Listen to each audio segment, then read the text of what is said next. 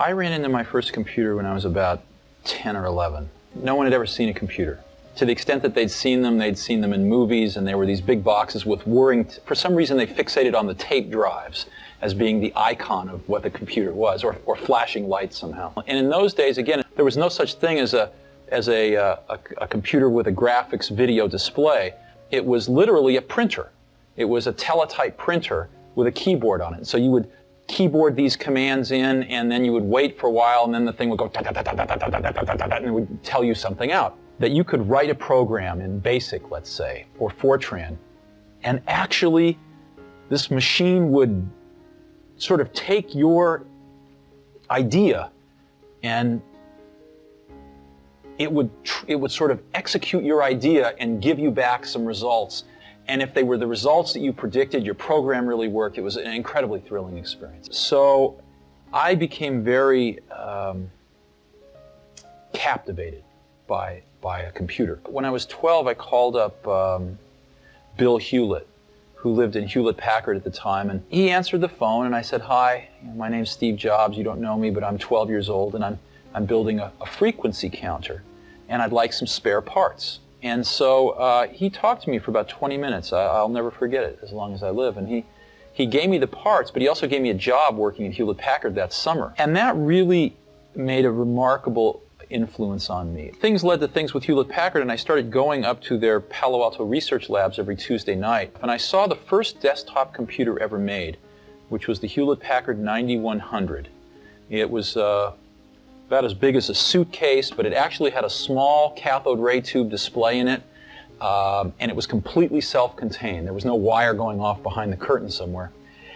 And I fell in love with it. And you could program it in BASIC and APL. So that was the early days. And I met Steve Wozniak around that time too, maybe a little earlier, when I was about 14, 15 years old. We became fast friends and started doing projects together. We read about the story in Esquire magazine about this guy named Captain Crunch, who could supposedly make free telephone calls. And we were captivated. How could anybody do this? And we thought it must be a hoax. And we started looking for the secret tones that would allow you to do this. And so we set out to build a device to make these tones. And the way it worked was, you know, when you make a long distance call, you used to hear right in the background. So after 3 weeks, we finally built a box like this that worked. So we built these little boxes to do blue boxing, as it was called. They worked. We built the best blue box in the world. It was all digital, no adjustments. And what we learned was that we could build something ourselves that could control billions of dollars worth of infrastructure in the world. That was what we learned, was that us two, we didn't know much, we could build a little thing that could control a giant thing. And that was an incredible lesson. I don't think there would have ever been an Apple computer had there not been blue boxing.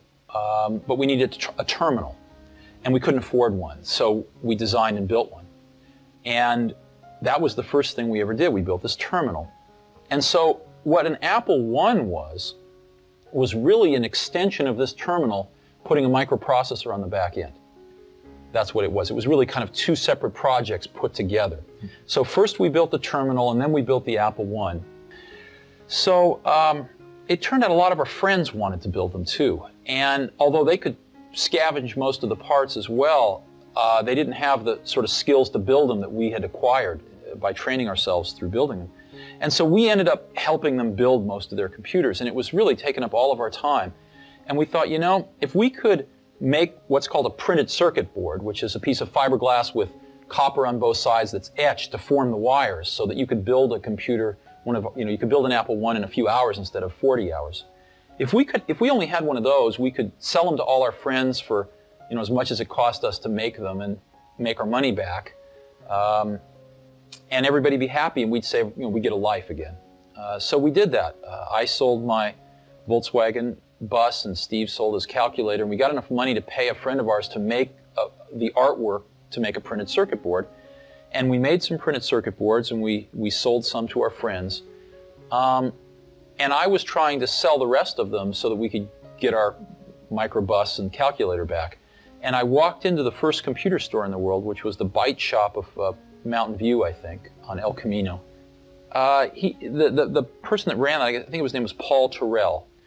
He said, you know, I'll take 50 of those. I said, this is great. He said, but I want them fully assembled. We'd never thought of this before. So we then kicked this around. We thought, why not? Why not try this? And so I spent the next several days on the phone talking with electronics parts distributors. We didn't know what we were doing. And we said, look, here's the parts we need. We figured we'd buy 100 sets of parts, build 50, sell them to the Byte shop for twice what it cost us to build them, therefore paying for the whole 100, and then we'd have 50 left and we could make our profits by selling those. So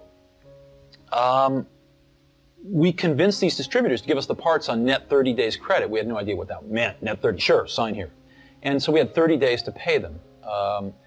And so we bought the parts, we built the products, and we sold 50 of them to the Byte shop in Palo Alto and got paid in 29 days and then went and paid off the parts people in 30 days. And so we were in business. But we had the classic Marxian profit realization crisis in that our profit wasn't in a liquid currency, our profit was in 50 computers sitting in the corner. So then all of a sudden we had to think, wow, how are we going to realize our profit? And so we started thinking about distribution. Are there any other computer stores? And we started calling the other computer stores that we'd heard of across the country, and we just kind of eased into business that way.